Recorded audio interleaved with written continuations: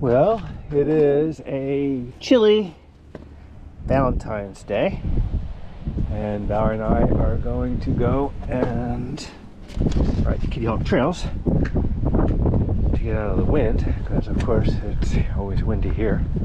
But we do have sunshine today for the first time since last Sunday, so that is good news. And Valerie's a trooper, so we're gonna go have our Valentine's ride. I wait for Valerie to get her knee warmers on underneath of her warm pants. It's freezing. Not freezing. Chilly. I will get a quick lap here on the little skate park. Oh, there's Valerie getting ready now. Head over there. Pretty fun. Just remember to turn on Strava, because heaven forbid, go for a ride and don't get it recorded. How's the temperature out here this morning, or this afternoon, or whatever it is? Not in Florida anymore. Not in Florida anymore. But it is Valentine's Day. Yes. All right. So lucky to be doing this too. This is the entrance onto Birch Trail. Dog park over here. We're in Kitty Hawk. I don't know what it's called. Kitty Hawk Park.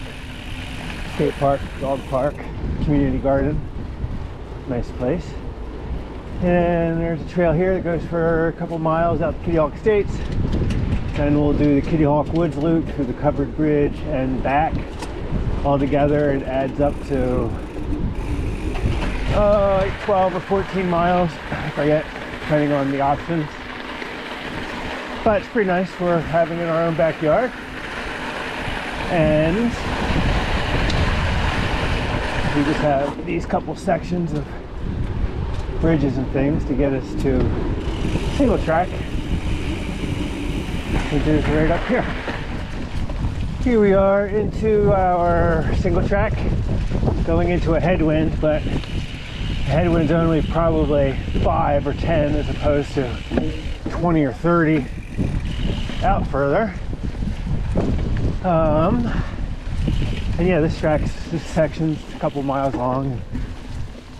Pretty nice. There's a couple spots where there's some tight turns, but in general, when you're warmed up, you can go pretty good on it. So while we're riding along here on Birch Trail, headed north, call out Valerie's sweet Giordana wool jersey jacket thing, which has been hanging in one closet or another for about 40 years.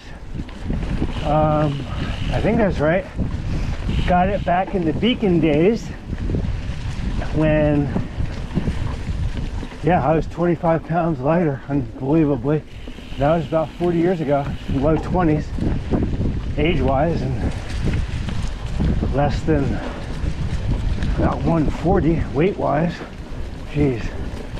So I put it on today, and looked a little more like a skin suit than a overcoat.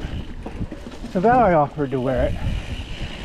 And I can't look at that without thinking of my old friend Tom Roth, who had the same thing. I guess we both got it when they came into Beacon. As employees, we frequently snapped up cool stuff when it rolled through the door. The average consumer, I'd say, in a lot of ways, they got the leftovers of what all us shop people love to grab. So that's kind of funny. And yeah, Tom, so let's see, a couple words on old friend Tom.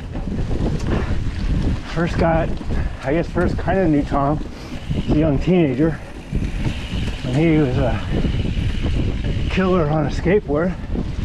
He and Joe Grossi were the ones that I really saw as some of the more legit skaters in Cape May. I think Joe could do like a dozen 360s.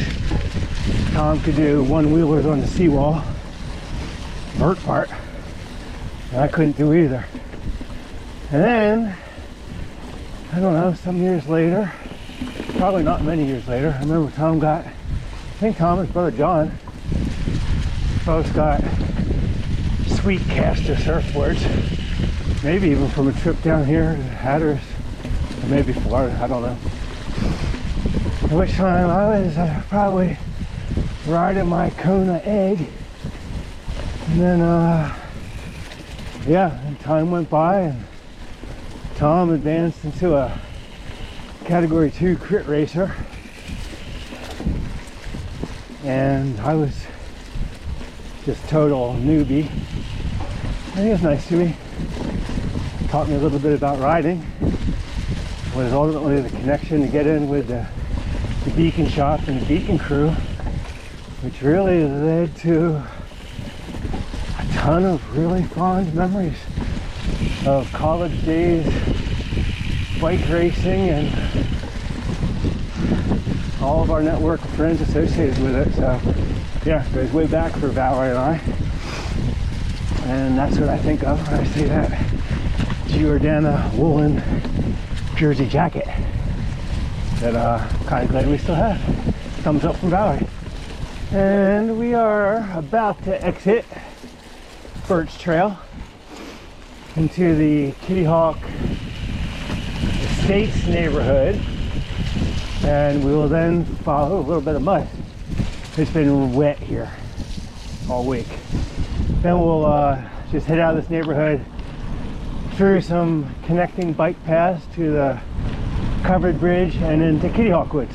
Just like to call out all those behind the scenes people that contribute to small or maybe not so small projects, which generally always get met with opposition and criticism, but really, for my part, improve the living experience of an area. So multi-use paths, bike paths, whatever, that get us off the road. Great for us, certainly great for the cars, great for a community, and I just hope more and more infrastructure projects like this continue to get attention. Incidentally, not to go political, but I did hear that Trump was trying to do away with all the bike lanes in New York City, which is counter to that, but I'm not from New York City, so I don't know both sides of that story.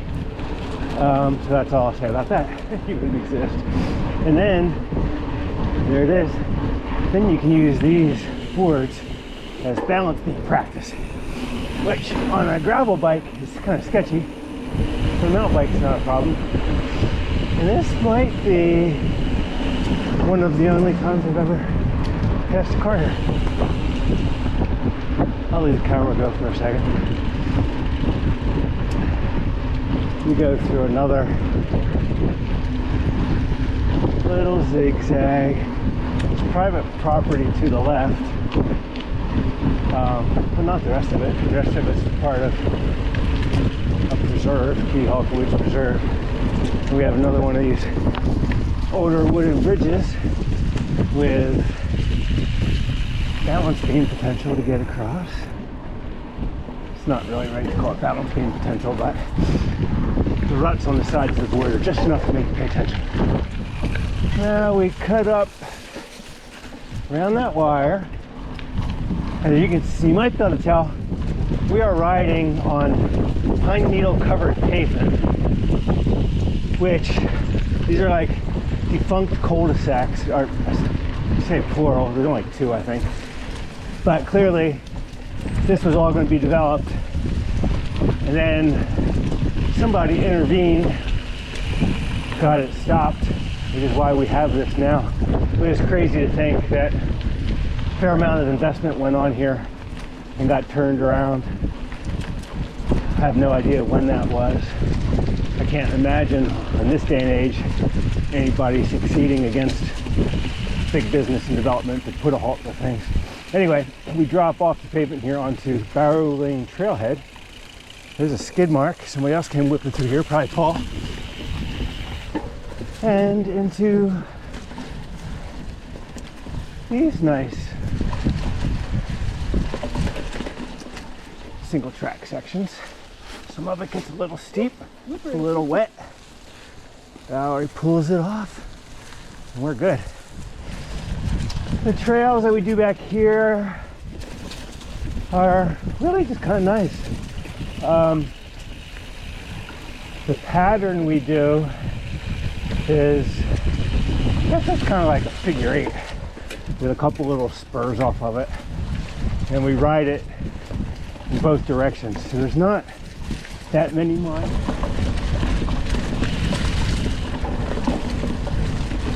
One of the straightaways you can get cruising on. Kind of fun. Ooh, ooh.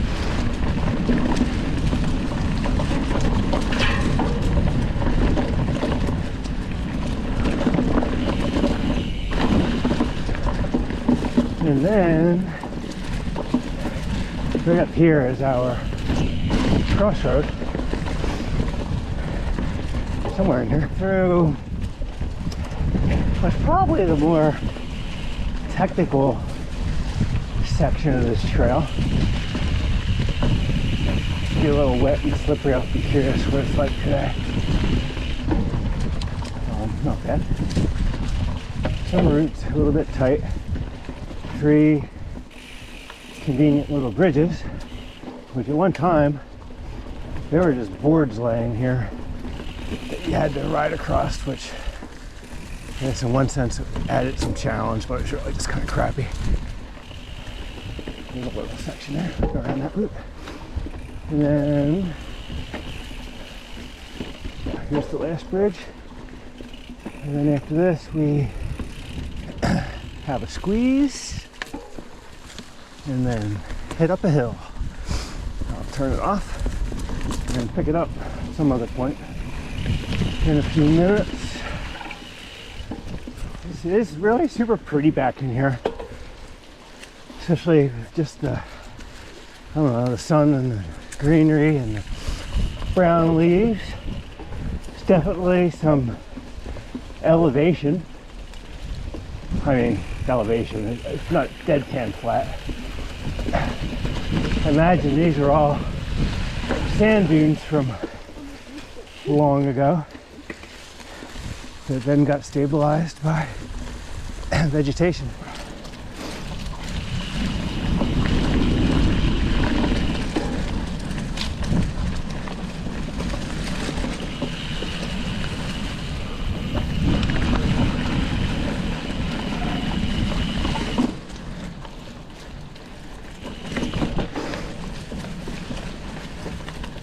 We're now what I consider the beginning of the return.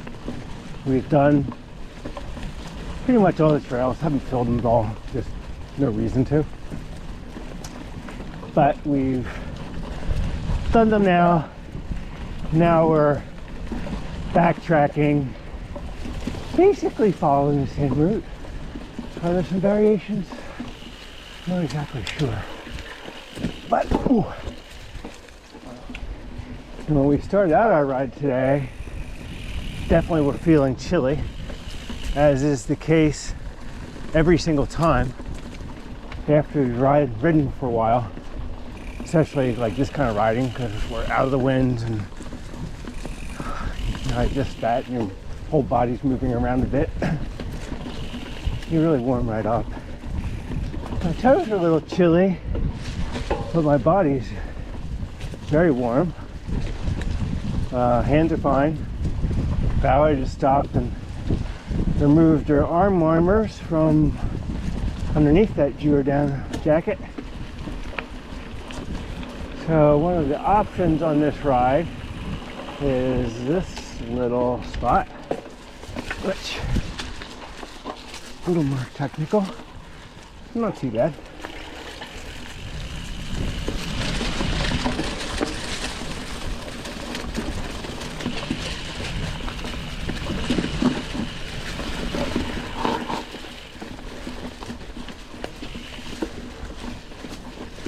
And then this little climb, super easy gear. Actually in my easiest gear. And up and over. 1x12 drivetrains. Who'd ever thought it'd be so good for this sort of thing? Thank you to the innovators. So we did a couple little variations just because why not? So we're not coming into this final exit the normal way. We normally be coming in from the right. But now we're back on the normal path. And nice little climb. Little drop down. And we'll pop out on that pine needle covered cul-de-sac. Right here. And in a second, I suspect we'll see Valerie coming through. And here she is. Hello. Sometimes try to get speed up, pop up onto the tracks down the middle. It's easier to balance when you're going a little better. And the bump up's just enough to kind of throw you off.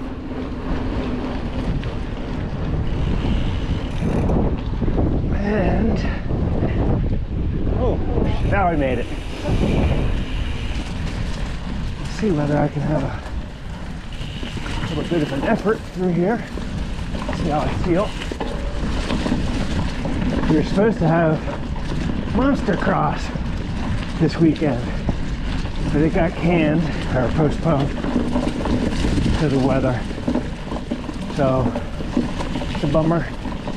And it looks like the postponed date doesn't work either. That's a bummer. But it was fun trying to get in shape for it. Ooh.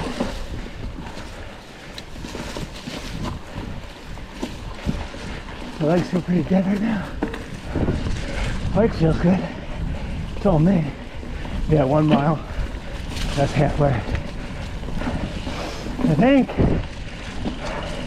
I've had my fastest times on this trail a couple years ago in modern history, before I was really even kind of starting to train a little bit, which is odd. But I was riding my old cross bike, which, even though it was old, it was light and fast, and it was a single speed. So you kind of have to go fast. And I think the trail conditions play a big part. If the trail's clean, you roll a lot easier. That's what I tell myself. So that's that. Coming in to the final third of a mile, I guess. See a marker soon for a quarter. And I will say, not setting any records, but man,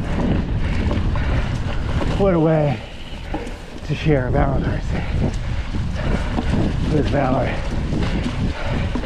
We have both had our physical ups and downs, of course, which makes us appreciate being able to get out, put in this quarter mile, our version of an effort at 60. So I will be 62 in 2 days. So yeah, please not take it for granted that we can even give this a go. And on that note, I think I'll just conclude it. Fun ride. Or maybe I'll have a postscript. Here comes Valerie in her flashy Giordano outfit coming by. Woo. Did you have a good section? Ooh. Not as fast as normal. And Not as fast as normal. oh, not as fast as normal. Well, No. not every day is the fastest day. No, I had a pretty big week of exercise. I feel like my legs are a little tired. Okay. But fun.